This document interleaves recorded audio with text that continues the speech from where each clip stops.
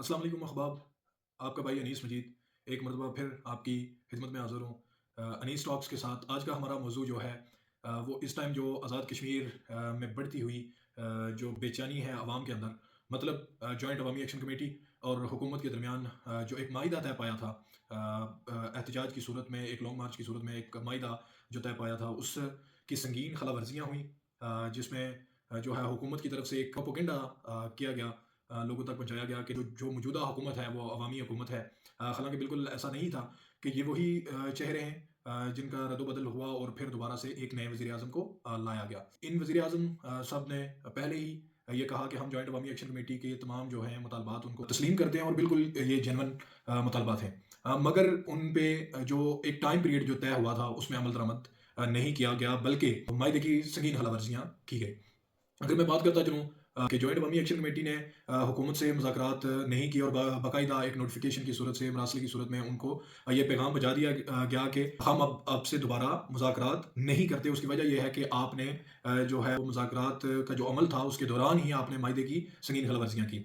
अब जॉइंट अवामी action committee का एक ऑनलाइन इजलास हुआ और उसके बाद हमें जॉइंट अवामी एक्शन कमेटी के एक और मेंबरान को देखा जाए तो एक दम से जो है वो दोबारा से तेज़ तरीन जो अपनी एक्टिविटीज़ हैं वो दोबारा से शुरू कर दी गई।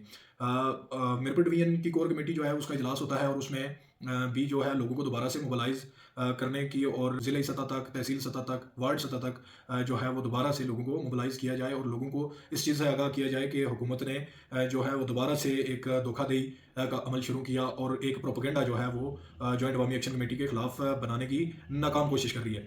अगर मैं बात करता चलूँ मुजफ्फराबाद डिवीजन की, तो मुजफ्फराबाद डिवीजन में भी मरतबा फिर जो है वो अपनी एक्टिविटीज़ को तेज़ किया और नीलम के अंदर जो है वो इस टाइम जो कोर मेंबरान हैं वो वहाँ पर गए और वहाँ पे इजलास किया और लोगों को दोबारा से मोबलाइज कर रहे हैं। आज जो इंटरेस्टिंग बात ये है कि आज का जो इजलास है वो रावला कोर्ट के अंदर हुआ और रावला कोर्ट का इजलास जो है वो बड़ी अहम नोयत का है।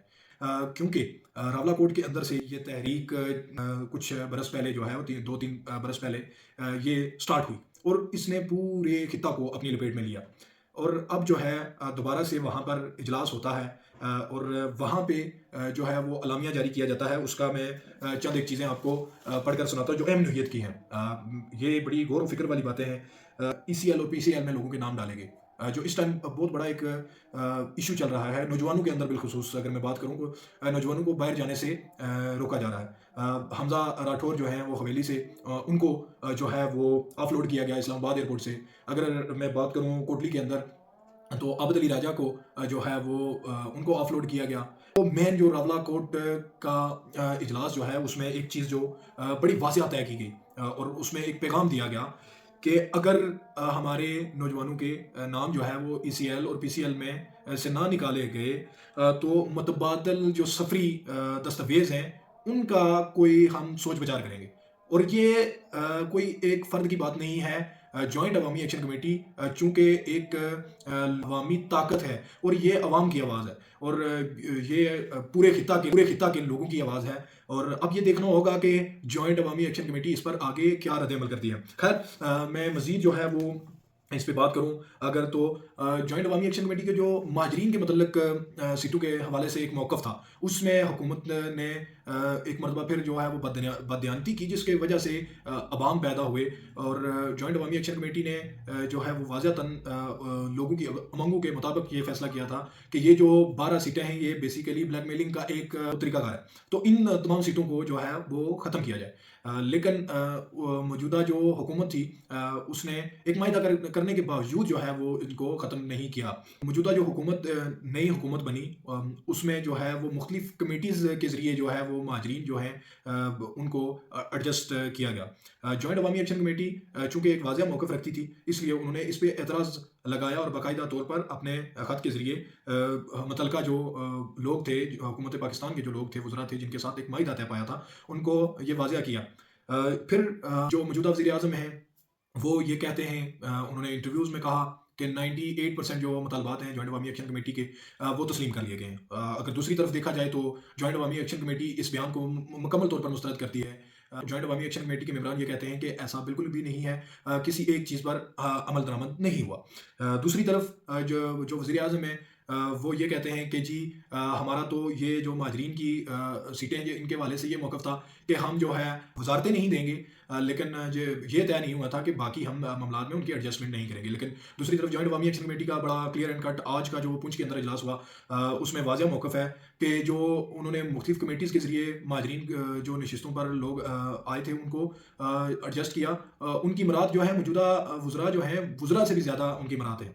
तो joint Awami action committee clear and cut ये मौक़िफ़ रखती है कि ये किसी सूरत काबिल कबूल नहीं है। और आज जो पुंछ के अंदर इजलास हुआ, उसमें एक और बड़ी चीज़, इंटरेस्टिंग चीज़ जो है, मौजूदा हुकूमत जो ये कह रही थी कि जॉइंट अवामी एक्शन कमेटी जो है वो मुज़ाकरात के लिए संजीदा नहीं है। उन्होंने मुज़ाकराती अमल को रोकने की कोशिश की। लेकिन आज जो है वो पुंछ के अंदर होने वाले इजलास में जो कोर मेंबर हैं उमर नज़ीर कश्मीरी साहब, उन्होंने बड़े वाज़ेह अंदाज़ में अपने उस अजलास कलामियाँ पढ़ते हुए ये मौक़िफ़ रखा कि एक तरफ जो आप वो सगीर अवान के कातलों को साथ लेकर घूमें, और दूसरी तरफ जो है वो आप ये कहें कि हम जो है वो मुज़ाकरात का अमल रोकना नहीं चाहते, ये किसी सूरत मुमकिन नहीं है। और उन्होंने फिर ये मुतालबा किया कि जो सगीर अवान का कातिल है, साकिब मजीद का, उन्होंने कहा कि ये जो कातिल है इसको हुकूमत जो है वो फिलफौर गिरफ्तार करे, और यही जो है वो मुज़ाकराती अमल पर अमल दरामद होना जो है वो एक्शन कमेटी ये तय करेगी कि ये सोचेगी कि हुकूमत जो है वो अपने जो है जॉइंट अवामी एक्शन कमेटी के जो मुतालबात हैं उन पर अमल दरामद करना उसने शुरू किया। तो ये बड़ा इंटरेस्टिंग पॉइंट है। साकिब मजीद जो हालिया दिनों में मुस्लिम लीग नून में वो शामिल हुए, और दूसरी तरफ जो वज़ीर अमूर कश्मीर हैं, उनका भी तल्लक जो है वो नून लीग से है, और उनकी बाकायदा सोशल मीडिया पर पिक्चर्स वायरल हुई, वो बाकायदा उन्होंने शमूलियत अख्तियार की नून लीग में।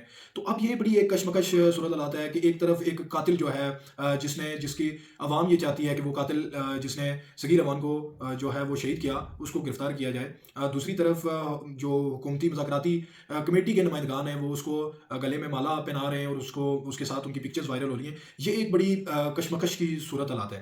तो इसी तरह पूरे आज़ाद कश्मीर के अंदर एक मरतबा फिर जो जॉइंट अवामी एक्शन कमेटी है, उसने अपने लोगों को मोबिलाइज़ करना शुरू कर दिया। वो प्रॉपर अपनी एक्टिविटीज़ ग्राउंड लेवल पर लेके जा रहे हैं, और अवामी मुशावरत के साथ वो आगे का लाए अमल तय करेंगे। अब जॉइंट अवामी एक्शन कमेटी आगे का लाए अमल क्या तय करती है, वो क्या सूरत हालात पैदा होंगे, एक लोगों के अंदर एक बड़ी कशमकश है, बिलखुसूस ओवरसीज़ जो कश्मीरीज़ हैं, उनके अंदर एक बड़ा अभाम पैदा हुआ, क्योंकि इससे पहले भी 14 शहादतें जो है वो जॉइंट अवामी एक्शन कमेटी के प्लेटफॉर्म से, नौजवान जो रियासत की रीढ़ की हड्डी होती हैं, 14 नौजवान जो है वो शहीद हो चुके हैं।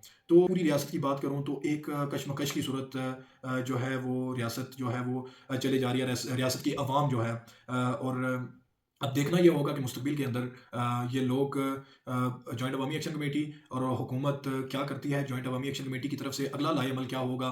तो जुड़े रहिए अनीस टॉक्स के साथ। इंशाअल्लाह ताला मैं आपको हर खबर से बाखबर रखूँगा, और मैं कोशिश करूँगा कि आप तक जो है वो हक और सच की जो है बात पहुँचाई जाए।